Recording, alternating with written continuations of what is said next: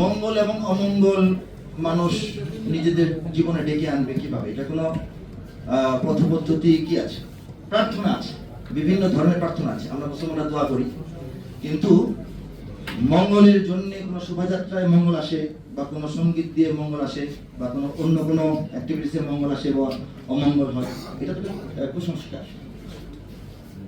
এটা একটা কুসংস্কার। এবং একটা একটা এই যে আমরা সবাই মিলে পেঁচাকে দায়ী করি, পেঁচা মানে অমঙ্গল, পেঁচা মানে খারাপ, পেঁচা যে অমঙ্গল, এটা করতে কি পেলাম আমরা? এটা একটা কুসংস্কার।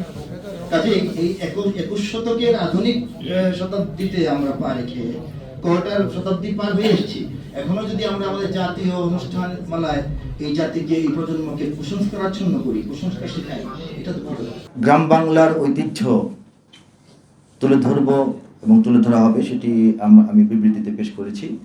আমাদের আয়োজনের 3টি পর্বেই গ্রাম বাংলার ঐতিহ্যই তুলে ধরা হবে। আমাদের প্রথম যে মুক্তাঙ্গন থেকে শিল্পকলা একাডেমি পর্যন্ত র্যালিটা হবে, সেটার নামকরণ করা হয়েছে বাংলা নববর্ষ,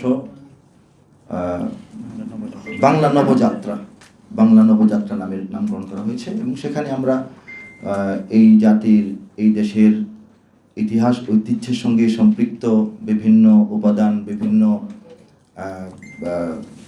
প্রপস তুলে ধরি এবং গ্রাম বাংলার ঐতিহ্যগুলো তুলে ধরি। এবারও সেরকমই হবে। এবং দুপুরবেলায় আমরা এই বাংলাদেশেরই গ্রাম বাংলার অনেক সমৃদ্ধ এবং জননন্দিত যে ঐতিহ্যবাহী মেজবান, সেটি পালন করব।